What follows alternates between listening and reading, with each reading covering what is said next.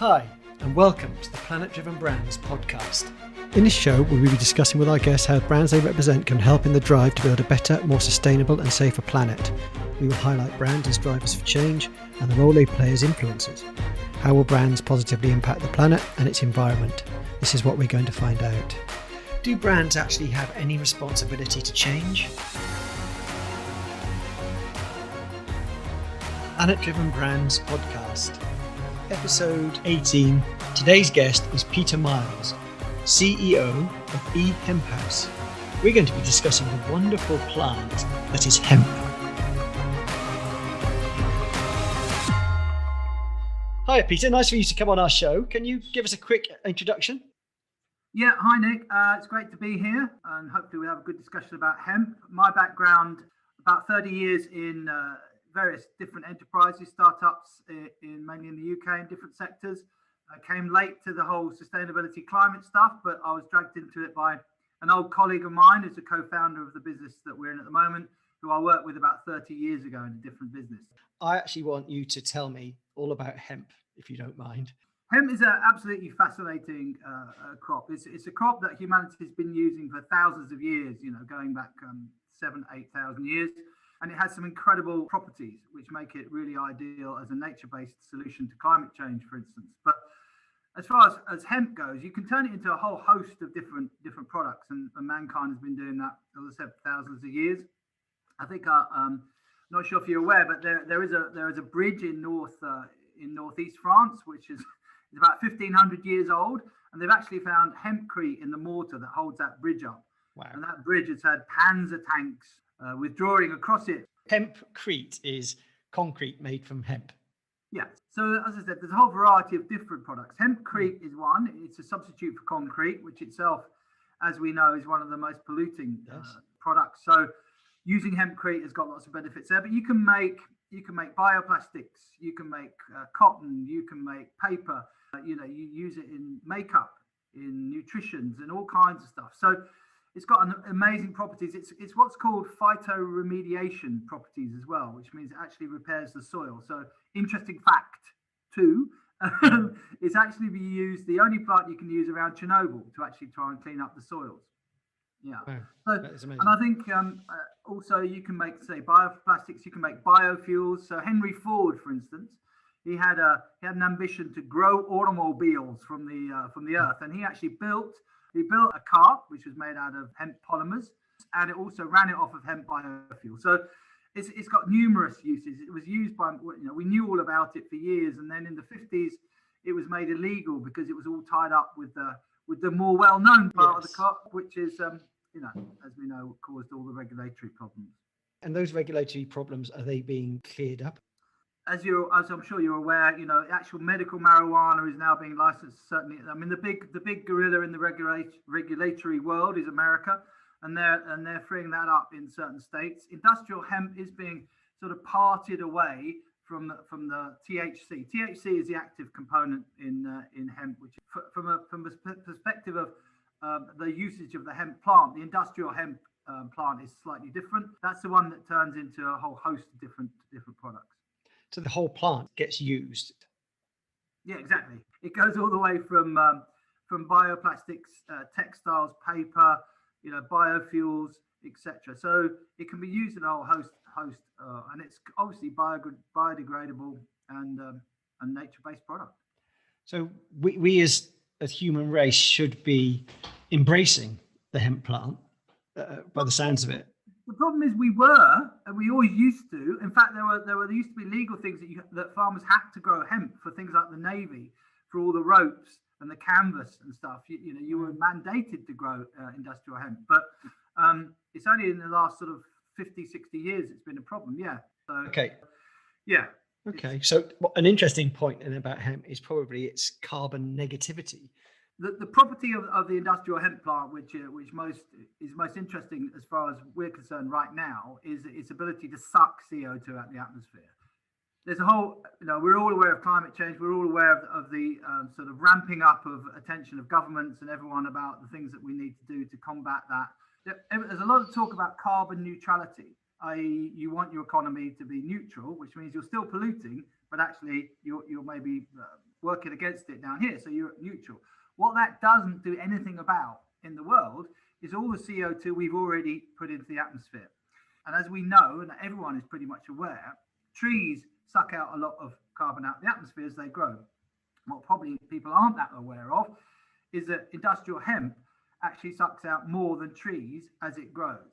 A hectare of hemp, if you do your 3 harvests a year, will remove about 66 tons of CO2 from the atmosphere per annum.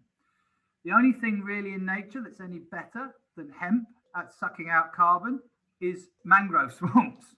So mangrove swamps, so if you have a hectare of hemp and you have 3 harvests a year, you'll remove about 66 tons of carbon. If you have a mangrove swamp in your back garden, Nick, and you would suck out about 100 tons of CO2, or maybe even slightly more.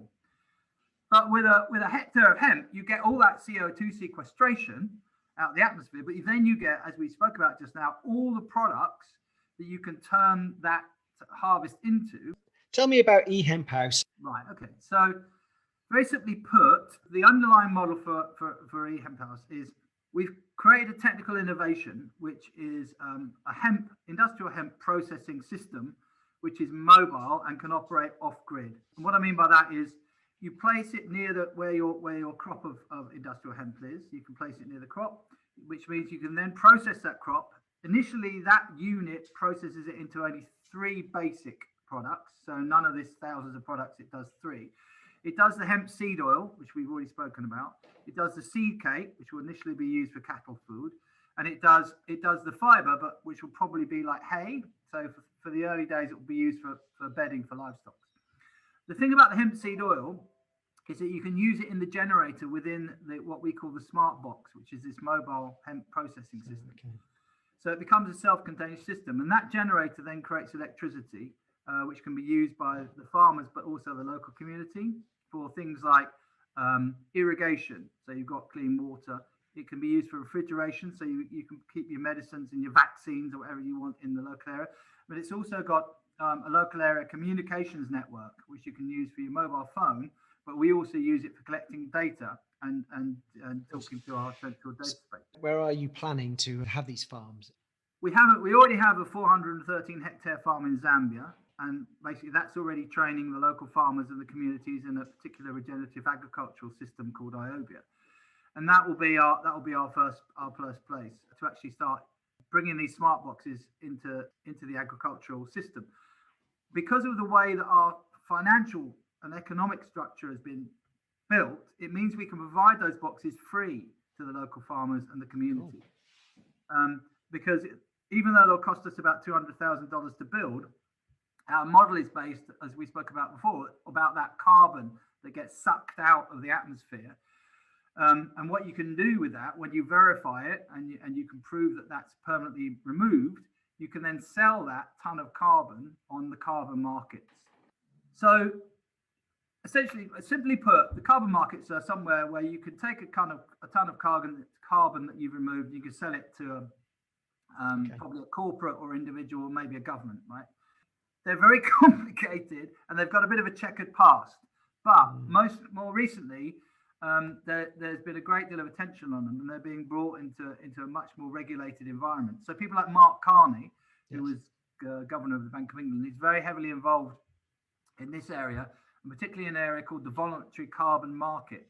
And he's actually led a task force which is looking at bringing that into a much more modern day market-based environment. But essentially put, it means you go in there, you say, look, I've got a project, we've removed 10,000 tons of carbon last year, here's all the documentation that proves it, and then you're able to sell that. And that's basically what we're doing. And by bringing that all together with the smart boxes, which themselves can gather that data and actually measure the amount of CO2 that's being sequestered, we can then sell that, which initially funds the capex on the box. The first goal is 1 million hectares under cultivation of industrial hemp. And because what we're doing is providing the tools for the local farmers, we don't actually have to buy that land. What we're doing is providing them the tools to allow them to actually exploit it in a sustainable development way. So I know you've only got the one farm, so to speak. But how has been the local community in terms of their take up and understanding and involvement so far? Well, it's been brilliant because so there's three founders of eHempHouse. There's myself, there's Andy, who's the inventor of the box, and he's actually with a development team. He's in upstate New York. And then there's Stephen Putter, who's an agriculturalist. He's been at agriculture in Africa for 30 odd years. He's actually running the farm in Zambia, we've been on it for about a year now. He's actually been seconded by the government to actually lead the development and R&D side of their Zam hemp development. Wow. And they also run training in what we call, every good company's got to have an acronym, and ours is IOBIA, which stands for Integrated Organic Biointensive Agriculture. And that itself actually means it's like a circular system with natural organic compost using livestock on the farm, what have you. But that actually sequesters carbon itself, but actually creates much better organic, natural foods through the system. And they train local farmers on that. So they're already had several hundred farmers who've experienced that. And so the reputation down there is growing very quickly. And the whole idea about outsourcing the growth of the industrial hemp is also gaining a lot of traction. I think there's about 12 or 1,300 local farmers who've signed up to be part of the program when it gets rolled out later this year. So I'm guessing, Peter, that in the long run, eHempHouse will become a brand and you'll be producing your own product? There's actually two parts to that question. So what's important to know is that on the farm at the moment, on the 413 hectares we have, obviously because hemp's not legal, there's lots of other products being grown, things like moringa. So we will have products that won't just be hemp derived products. So that's number one. In the initial stages, we'll be selling the products that we produce both through the smart boxes and through the farm domestically and regionally. There probably won't be much of an export market initially because, as I said before, the smart box produces 3 reasonably limited products. The idea is that actually we then distribute that through wholesalers and white label distributors. But we do want to develop our own brand, our own eHempHouse brand, based on the natural organic products that we grow and based on the complete transparency that we'll have in the supply chain. We want to be able, we will be able to show the person that picks that product up off the supermarket shelf exactly what farm that's come from, how they're having an impact on a local, a regional, and a global basis. And we hope that by being able to engage people, certainly through new technology like QR codes and content, you can actually show them that they can be a part of this fight against global warming, against climate change. Because the data is being collected from the field, we can track that and provide that transparency to the consumers. I love that idea. The more hemp being grown, the more CO2 being sucked out of the atmosphere, the better for everyone. Thanks, Peter. Really interesting. All right. Speak soon. Yeah, ta-da. See ya. Thank you, Peter. That was fascinating. That was our hemp special. I hope you enjoyed it. Thank you for listening. We hope you enjoyed the show. The Planet Driven Brands podcast is the brainchild and copyright of Nick Jones and is broadcast in partnership with theplanetsagency.com. Planets Agency is a partnership of consultants and communications experts. We build planet-driven brands. During the series of shows, we'll be hearing from more experts and we would love for you to be involved. Please do comment or come back to us with questions. We'll be happy to engage. If you wish to be notified when our episodes are broadcast, please subscribe on the website. If you'd like to be part of the show, we'd love to hear from you. We look forward to many more entertaining episodes. Thanks again for listening.